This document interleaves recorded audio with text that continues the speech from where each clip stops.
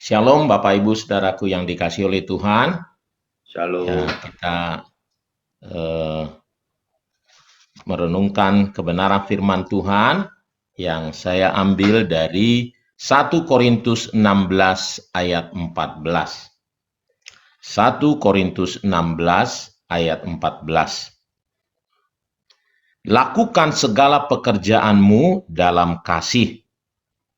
Kalau dalam terjemahan bahasa Indonesia sehari-hari, semua yang kalian lakukan, lakukanlah dengan kasih. Nah, Bapak Ibu Saudaraku yang dikasihi oleh Tuhan, ada banyak perbuatan, tindakan yang kita lakukan atau apapun yang kita lakukan, kadang didasari bukan karena kasih. Saya percaya mengapa ada firman Tuhan ini, supaya kita mengerti bahwa apapun yang kita lakukan, ya, apapun yang kita lakukan haruslah didorong oleh kasih atau caranya adalah dengan kasih. Ya. Karena memang kita kalau mau jujur saudaraku ya, banyak sekali tindakan-tindakan kita bukan karena kasih. Misalnya bisa karena terpaksa. Wah, saya sebenarnya nggak mau melakukan, tapi ya terpaksa dilakukan karena takut, karena nggak enakan, ya, dan banyak hal lain lagi, ya. Misalnya contohnya, ya ketika kita melakukan pelayanan juga, ya kita bukan lakukan karena kasih, tetapi hanya karena tugas, karena ya nggak enak kalau menolak, kalau wah saya takut kalau nanti ditolak gitu-gitu ya.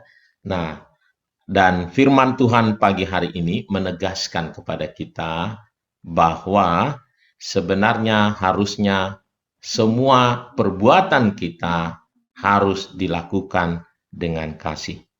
Terjemahan baru tadi menuliskan segala pekerjaanmu.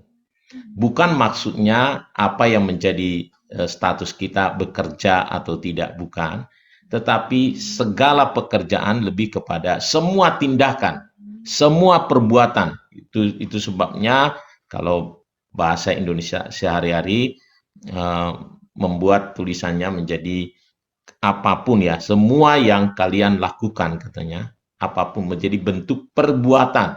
Semua yang kalian lakukan harus dilakukan dengan kasih. Kasih di sana adalah kata yang dipakai adalah kasih Allah, agape, tanpa syarat. Kalau terjemahan King James malah buat adalah jadi harus dikerjakan katanya dengan charity, dengan belas kasih. Nah, mengapa saudaraku Tuhan perintahkan untuk segala sesuatu, segala perbuatan kita itu harus dengan kasih?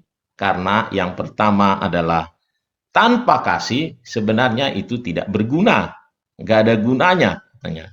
Itu kita bisa lihat dari 1 Korintus 13 ayat yang sangat terkenal ya. Jadi kalau ayat 1 dan 3 itu menyatakan kira-kira ya walaupun kita bisa berbicara dalam segala bahasa gitu ya, bahkan segala bahasa malaikat sekalipun katanya, tanpa kasih tidak ada gunanya. Walaupun kita memiliki karunia yang luar biasa, memiliki pengetahuan, bahkan bisa mempunyai iman yang memindahkan gunung, tanpa kasih tidak ada gunanya. Ayat yang ketiga bilangin, ya, walaupun kita bisa membagikan segala harta kita, ya, berkorban begitu rupa luar biasa, ya, tetapi kalau tanpa kasih tidak ada faedahnya, tidak ada gunanya. Nah, untuk segala perbuatan kita itu menjadi berguna di hadapan Tuhan tentunya, saudaraku ya, adalah kalau dilakukan dengan kasih. Yang kedua, saudaraku, mengapa kita harus melakukan dengan kasih? Karena kalau bukan dengan kasih, tidak bisa maksimal. Ya, akan menjadi seperti asal-asalan. Ya, mengapa Yesus bisa datang dengan segala yang perbuatannya yang luar biasa, luar biasa tindakannya, dia datang ke dunia, gitu ya saudaraku, meninggalkan kemuliaan di sorga, datang ke dunia menjadi manusia, bahkan taat sampai mati di kayu salib, katanya karena kasih. Karena begitu besar kasih Allah. Dan kasih itu yang menutupi semua kekurangan.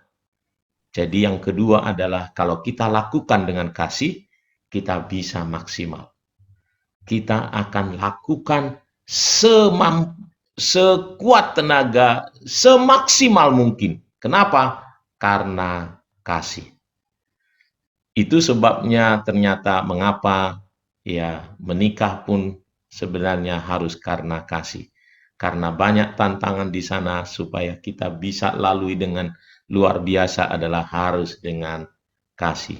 Makanya suami istri katanya didasari oleh kasih. Dan yang ketiga adalah mengapa kita diperintahkan untuk melakukan segala sesuatu dengan kasih adalah karena memang identitas kita adalah sebagai anak Allah. Kita tahu Allah kita itu adalah kasih. Ya. Dan segala sesuatu tentu kalau asal kita, identitas kita karena kasih, maka kita juga harus melakukan segala sesuatu sesuai dengan identitas kita.